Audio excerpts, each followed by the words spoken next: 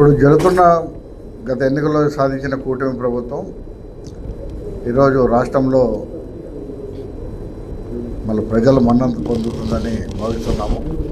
ఎందుకంటే అనేక రకమైనటువంటి ఇండస్ట్రీసు అభివృద్ధి చేయాలనేటువంటి ఆకాంక్షతో చంద్రబాబు నాయుడు గారు చేస్తున్నటువంటి పాలన, పవన్ కళ్యాణ్ డిప్యూటీ సీఎంగా కూడా అభివృద్ధిలో భాగం పంచుకోవాలనేటువంటి ఆకాంక్షతోనే వాళ్ళు పనిచేస్తున్నారు. అందులో భాగంగానే ఇండస్ట్రీస్ మన రాష్ట్రానికి తరలి వస్తున్నాయి. నిన్న కూడా మన రాయలసీమ ప్రాంతానికి సంబంధించి జమ్మలమడుగులో అతిపెద్ద జిందాల్ కంపెనీ వాళ్ళు కూడా స్టీల్ ఫ్యాక్టరీ ప్రారంభిస్తూ అదేవిధంగా సోలార్ ప్లాంట్ను కూడా ఏర్పాటు చేయడం జరుగుతుందని ప్రకటన చేయడం జరిగింది. మరి అందులో భాగంగా నిన్న భూమి పూజ కూడా మన ముఖ్యమంత్రి గారు చంద్రబాబు నాయుడు గారి చేతుల మీదుగా జరిగింది. త్వరలో ఆ ప్రాజెక్టు మన రాయలసీమ ప్రజలకు, ఎంతో నిరుద్యోగులకు, అనేక రకమైనటువంటి వారికి ఊరట కలిగించే అంశంగా మేము భావిస్తున్నాము. ముఖ్యంగా ఇప్పుడు అభివృద్ధి ఏ విధంగా కొనసాగుతుందనేది అందరం చూసాం. గతంలో ఏ విధంగా జరిగిందనేటువంటి పాలన చూసాం. ఈరోజు వైజాగ్లో కానీ ఒక సిస్టమ్ రావడము, అదేవిధంగా ఈ కూటమి ప్రభుత్వంలో సంక్షేమానికి ఏ విధంగా అయితే ప్రాధాన్యత ఇస్తున్నారో అదేవిధంగా అభివృద్ధికి కూడా అంతే ప్రాధాన్యత ఇస్తూ పాలన కొనసాగుతుందని నేను భావిస్తున్నాను. మరి ముఖ్యంగా ఈరోజు ఉన్నటువంటి పరిస్థితులు చూస్తుంటే ఈ వర్షాకాలం దగ్గరకు వస్తుంది, అయినా సరైనటువంటి వర్షాలు కురవడం లేదు. ముఖ్యంగా తుంగభద్ర డ్యాంలో నీళ్లు లేకపోవడం వలన సాగునీరు కూడా ఇబ్బంది కలిగే పరిస్థితి ఈ జిల్లాలో, ముఖ్యంగా మా అనంతపురం జిల్లాకు తీవ్రమైన నష్టంగా మేము భావిస్తున్నాము. మరి ప్రభుత్వం ఈ పరిణామాన్ని ఎదుర్కోవడానికి తగు రీతిలో చర్యలు చేపట్టాలని చెప్పేసి కూడా మేము ప్రభుత్వాన్ని డిమాండ్ చేస్తున్నాము. ఎందుకంటే ముఖ్యంగా అతి కరువు ప్రాంతమైనటువంటి అనంతపురం జిల్లాకు తాగునీరు కూడా తీవ్రమైనటువంటి ఇబ్బంది కలిగే పరిస్థితి ఉంది. మరి కృష్ణా జలాలను తరలించి అందరినీవా ద్వారా అయినా కూడా ఈ జిల్లాకు నీటిని తీసుకురావడానికి ప్రభుత్వం కృషి చేయాలని చెప్పి కోరుకుంటున్నాం. అదేవిధంగా తుంగభద్ర జలాశయంలో కూడా నీటి మట్టం పూర్తిగా అడగంటిపోయింది. మొన్నటి వరకు గేట్లు లేనందువల్ల నీరు నిల్వలేకపోవడం వల్ల గతంలో ఈ నీటి మట్టం తక్కువ ఉన్నప్పుడు కూడా దాదాపు 8-9 టీఎంసీల నీరు అందుబాటులో ఉండేవి. మరి ఈరోజు ఆ పరిస్థితి 9 టీఎంసీలు కూడా లేనటువంటి పరిస్థితి ఈ వర్షాభావం వలన తుంగభద్ర డ్యాంకు నీరు చేరుకోలేదు.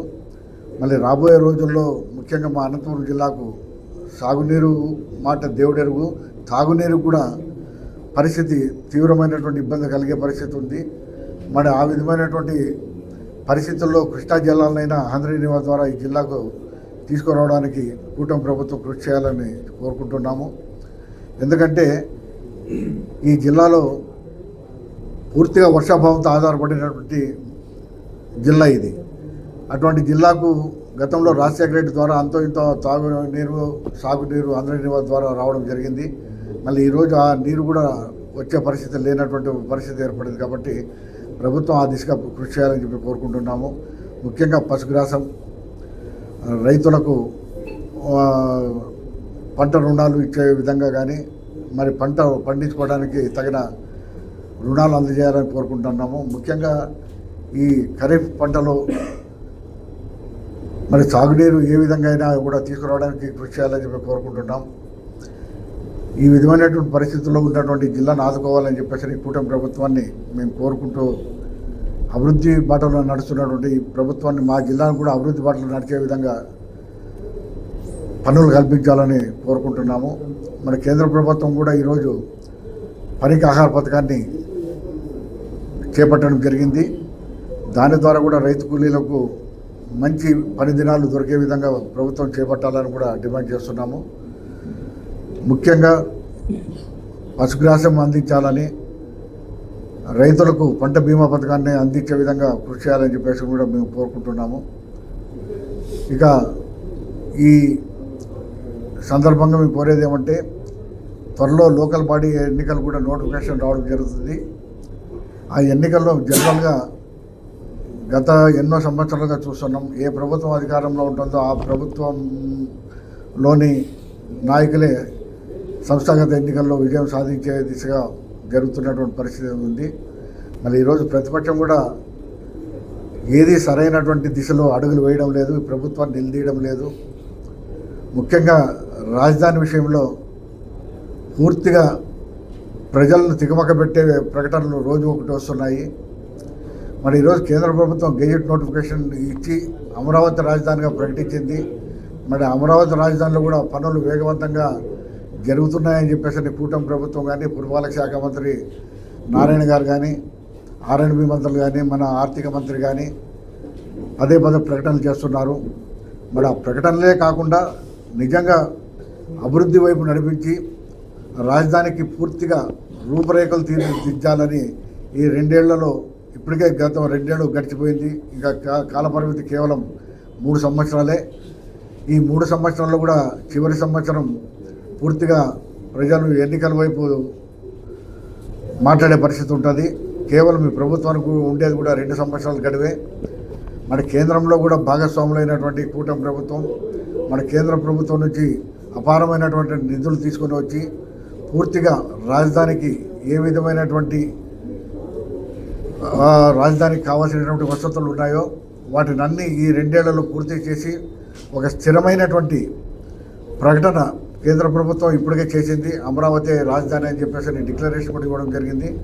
మళ్ళీ ఆ రాజధాని పూర్తిగా మళ్ళీ వేరే ప్రభుత్వం వచ్చినప్పుడు మారకుండా మళ్ళీ వేరే ఆలోచనలు ప్రజలకు రాకుండా ఉండే విధంగా కఠినమైనటువంటి నిర్ణయాలు తీసుకోవాలని చెప్పేసి కూడా ఈ కూటమి ప్రభుత్వాన్ని కోరుతున్నాము. ఎందుకంటే ప్రతిపక్ష హోదా కూడా లేనటువంటి నాయకుడు రోజుకొక మాట మాట్లాడడం జరుగుతుంది. మావిగన్ అంటున్నారు, విజయవాడ అంటున్నారు. గతంలో ఆయన అధికారంలో ఉన్నప్పుడైతే 3 రాజధానులు అన్నారు. మరి ఏది ఇప్పటి వరకు క్లారిటీగా చెప్పడం లేదు గత ప్రభుత్వ నాయకులు కానీ. మరి ఇప్పుడు ప్రభుత్వం అవలంబిస్తున్నటువంటి వైఖరి పూర్తిగా రాజధాని ఏదో ఒక నిర్ణయంతో ఏర్పాటు చేసింది, దాన్ని అమరావతిగా నిర్దేశించడం జరిగింది. మన అమరావతి కూడా మళ్ళీ మార్పులు జరగకుండా పూర్తిగా రాజ్యాంగపరమైనటువంటి పరిమితుల్లో రాజధాని ఏర్పాట్లు చేస్తున్నారు. దాన్ని ఖచ్చితంగా అమలు చేయాలని చెప్పేసి కోరుకుంటున్నాము. ముఖ్యంగా మా జిల్లా పరిస్థితులు, కరువు ప్రాంతం, నిరుద్యోగ సమస్యతో కొట్టుమిట్టాడుతున్నారు యువకులు. వారందరికీ సరైనటువంటి ఉపాధి కల్పించాలని, వారికి ఏవైతే కూటమి ప్రభుత్వం హామీలు ఇచ్చిందో ఆ హామీలన్నీ అమలు చేయకపోతే మళ్ళీ తిరిగి గుణపాఠం ప్రజలు చెప్పే దిశగా ప్రయత్నాలు జరుగుతాయి.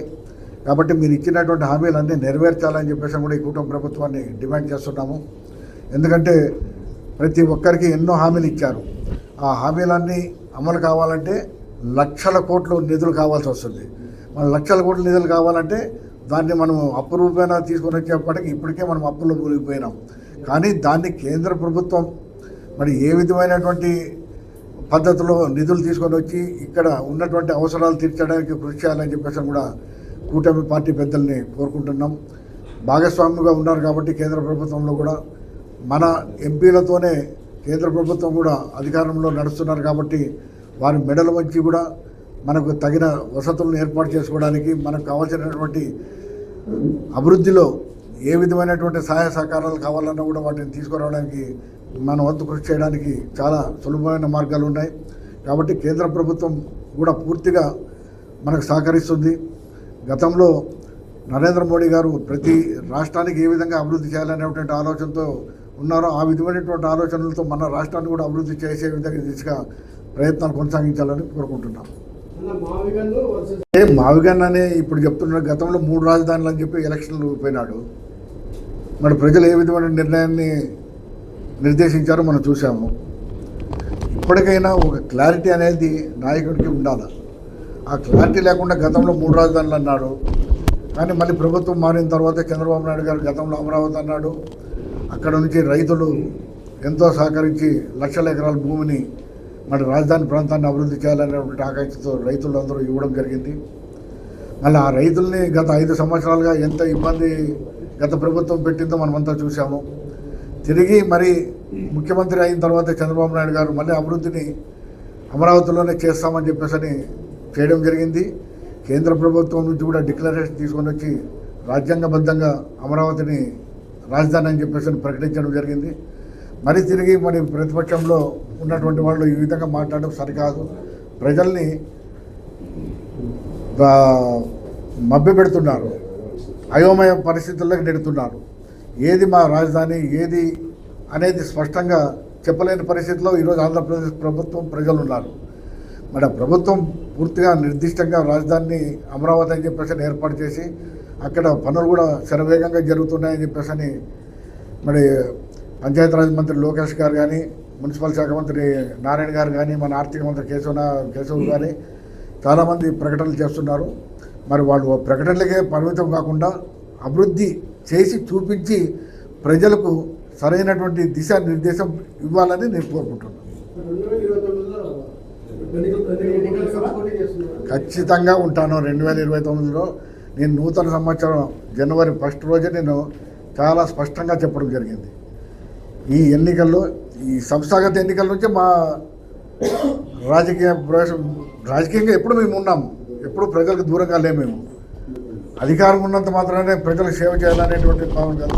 అధికారంలో లేకపోయినా కూడా ప్రజలకు అందుబాటులో ఉంటూ ప్రజల యొక్క అవసరాలు తీర్చుకుంటూ వారి యొక్క ప్రేమకు మేము దగ్గర అవుతున్నాము. ఎప్పుడు మేము మమ్మల్ని ప్రజలు దూరం పెట్టలేదు, మేము ప్రజలతో దూరంగా లేము. ప్రజలతో మేము మమేకమే ఉన్నాం, ప్రతిరోజు ప్రజలతో కలుస్తున్నాము. ఖచ్చితంగా ఈ సంస్థాగత ఎన్నికల్లో కూడా, లోకల్ కార్పొరేషన్ ఎన్నికల్లో కూడా మా కుటుంబం ఖచ్చితంగా భాగస్వామ్యం అవుతుంది. ప్రజలతో మమేకమవుతాం, ప్రజలతో కలిసి వెళ్తాం, ఖచ్చితంగా నిలబడతాం కూడా ఎలక్షన్లో. రాని చెప్తాను, సమయం వచ్చినప్పుడు చెప్తాను. నేను ఏ పార్టీ తరఫున నిలబడతానో, ఏ పార్టీ తరఫున చేస్తాను అనేది మీ అందరి సమక్షంలో తెలియజేసే వస్తాం కదా. మీకు తెలియకుండా ఏం చేయం కదా. రాజకీయాల్లో ఉన్నాము.